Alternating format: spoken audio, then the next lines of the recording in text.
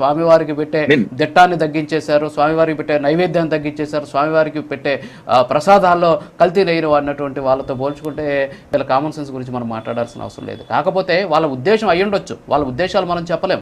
బహుశా ఇదొక యాంగిల్ అయ్యి ఉండొచ్చు.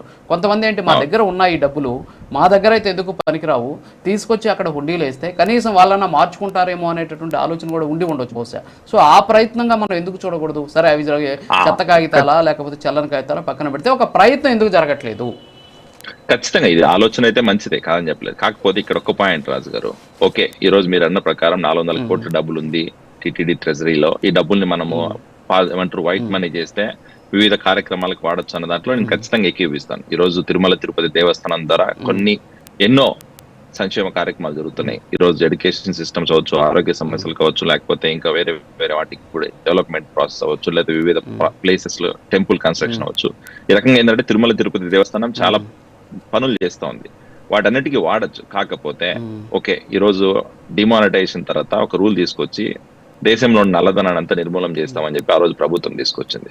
ఈ రోజు తిరుమల తిరుపతి దేవస్థానంలో 400 కోట్ల డబ్బులు ఉన్నాయని చెప్పి దీనికి కొంచెం ఏదైనా వెసులుబాటు ఇచ్చి లేకపోతే దీన్ని కొంచెం సడలింపు చేస్తే దాన్ని అడ్వాంటేజ్ గా తీసుకునే ఛాన్సెస్ ఎక్కువ ఉన్నాయని చెప్పి ఉద్దేశంతోనే ఈ రోజు ఆర్బీఐ అయినా కూడా లేకపోతే కేంద్ర ప్రభుత్వం అయినా దీని మీద ఇన్వాల్వ్ అవ్వట్లేదు. ఖచ్చితంగా మీరు ఆల్రెడీ ఇప్పుడు ఒకసారి చూస్తే టిటిడి దేవస్థానము గతంలో ఉన్న ప్రభుత్వంలో ఉన్న నాయకులైనా ఇప్పుడున్న నాయకులైనా కూడా ఆర్బీఐకి లేఖ రాస్తున్నారు, మా దగ్గర ఉన్న నోట్స్ తీసుకోండి, కనీసం 2000 రూపాయల నోట్లన్నా తీసుకోండి అని చెప్పి రాస్తున్నారు. కాకపోతే ఒకరికి సడలింపిస్తే ఇది ఎక్కడ దాకా వెళ్తుంది అనేది పెద్ద క్వశ్చన్.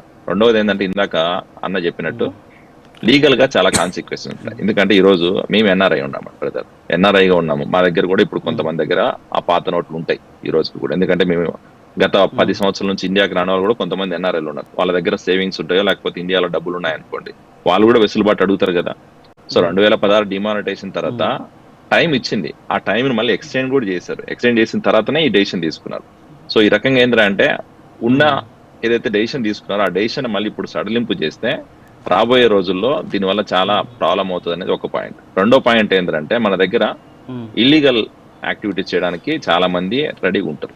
ఇప్పుడు ఒకసారి నిజంగానే ఈ ట్రస్టులకి లేకపోతే దేవస్థానాలకి లేకపోతే చర్చిలకి మసీదులకి ఇలాంటి సడలింపు ఇస్తే ఖచ్చితంగా ప్రజలు అడ్వాంటేజ్ తీసుకొని ఎవరైతే ఇంకా బ్లాక్ మనీ ఉందో వాళ్ళ దగ్గర అవన్నీ కూడా వైట్ చేసుకునేకి కొత్త ట్రస్టులు పెట్టే అవకాశం ఉంది. ఆ ట్రస్టుల ద్వారా ఈ రోజు మళ్ళీ ఆ బ్లాక్ మనీ వైట్ చేసుకునే అవకాశం ఉంది. మన దగ్గర